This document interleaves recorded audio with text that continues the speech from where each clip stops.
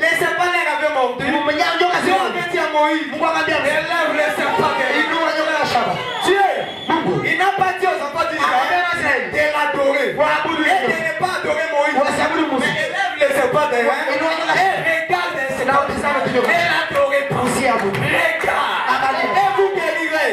Si vous avez des problèmes, les problèmes de mariage, vous avez le problème des kystes, des myomes, le problème de l'argent. Regardez les serpents derrière. Les serpents derrière.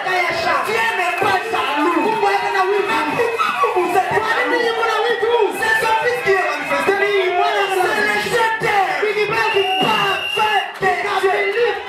J'ai des citations en moi. C'est ça le jeteur. Attends. Abraham me dit, je veux finir. Quand Adam avait péché, j'ai des critiques à moi ici. Abraham me dit, c'était long. Quand Adam péchait, c'était long. Et Abraham me dit, Dieu avait préparé un agneau immolé et ça va la fondation. Et l'agneau qui était immolé, Dieu savait qu'Adam va tomber. Et il avait déjà gardé ça. Et Dieu aussi, en sachant qu'Adam va tomber, il avait gardé aussi son Adam.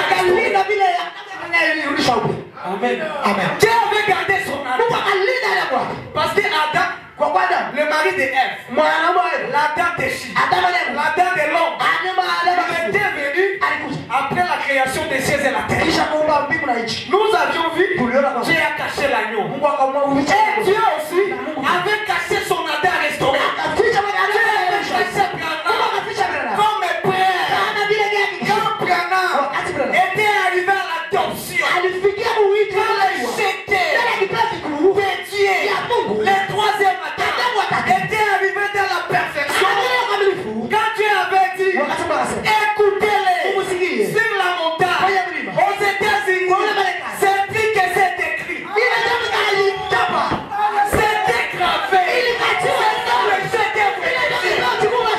C'était caché dans le montagne. Dieu avait caché le visage de Branham dans les rochers. Dieu avait caché de la même manière. Il avait caché l'agneau. Il avait caché aussi. Attends, à sachant que le mari de Ève va tomber. J'ai caché l'agneau. Je vais l'immoler. Et j'ai caché aussi un Adam. Un troisième. Dieu avait caché ça. Et quand Branham était arrivé à son chef-d'œuvre, il a pressé écouter-les. Et lui explique que c'est manifesté. Il y a eu le tremblement. Tremblement de mon bras. Et il a pris que t'es ici. Le chef-d'œuvre parle. Est-ce que vous me suivez? C'est ça la Pâque. Dieu dans la chair humaine.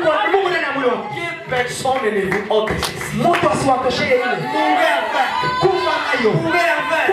Comme les chaussettes qui disaient à sa frère, enterrez-moi à Macpéla. Que personne ne puisse vous ravir. Qui est dans la chair humaine.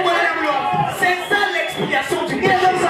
Si tu ne crois pas ça, ton péché n'est pas passé. Mais si vous croyez, vous serez comme Sarah. Sarah était vieille.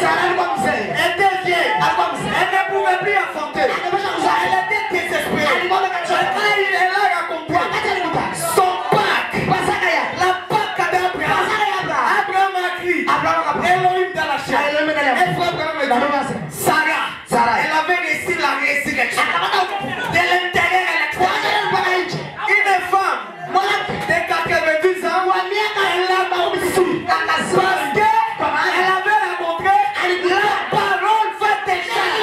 Et vous aussi, comme vous avez accepté tout problème que vous en avez. Aujourd'hui, c'est la part.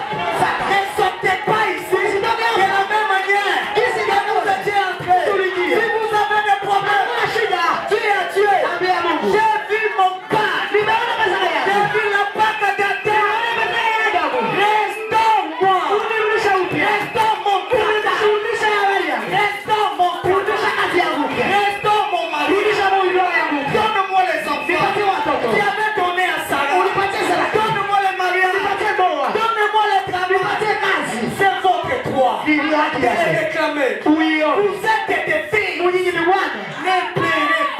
usilie. Ne pleurez pas. Usilie. Réclamez votre droit. Upate kudai haki zenu. Réclamez votre droit. Kudai haki zenu. Il y a les saluts. Hakuna kuna